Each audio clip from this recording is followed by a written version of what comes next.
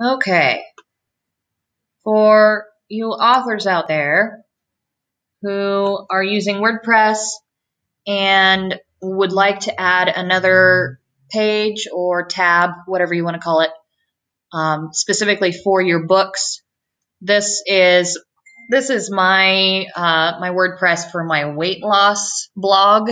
So bear with me. I'm just using it as an example. Over in the left-hand toolbar, there is a Pages section right under Publish.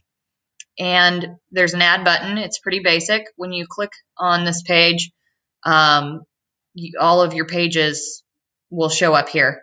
If you do not have another page to use, you just click the Add button. And it takes you to something that looks very much like a blog page. And you put in your title. If it's for your books, name it whatever you want, books. And then you pretty much create a blog post. You're going to want to add new photos.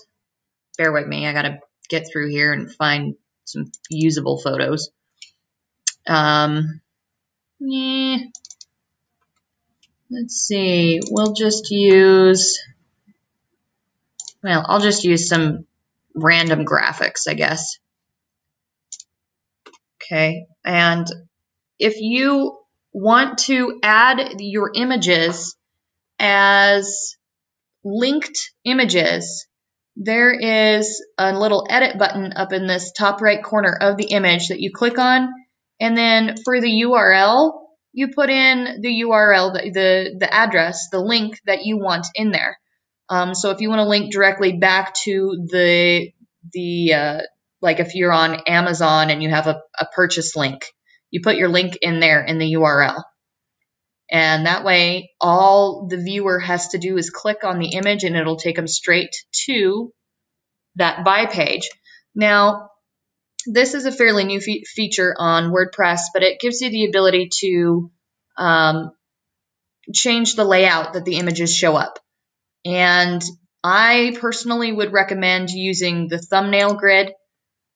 You can choose how many columns and stuff you want, but that's just going to look more uniform, more clean for what you're doing.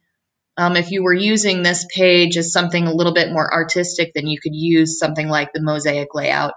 But with this being an author layout, I would stick with something a little bit more uniform, more clean. This is still trying to load my images, so it's taking a while. But that's essentially all you need to do. And then once everything is done, you click the insert button and it'll put it into that page. Now, if you don't want your images linked, there we go. And that shows you, that's the thumbnail grid. That's what I would do. This only says up to 3, which is probably fine. You can just play around with these too if you want. A slideshow might be kind of cool.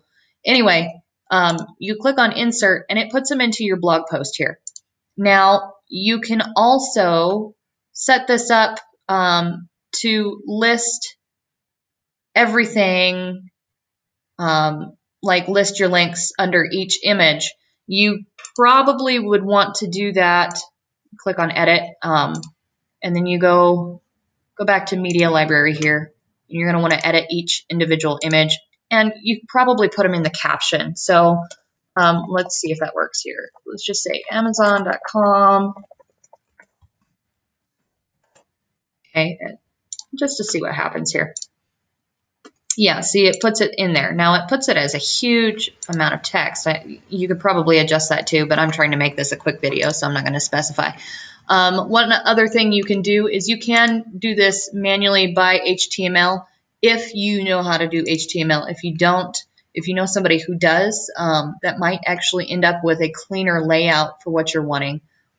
And from my own personal experience, if you are playing with HTML, one of the fastest ways to do it is to create the code for a table, and then you would put each image into a cell of its own on your table, and then put your links and stuff under each image inside the table as well, and that keeps it a little bit more uniform.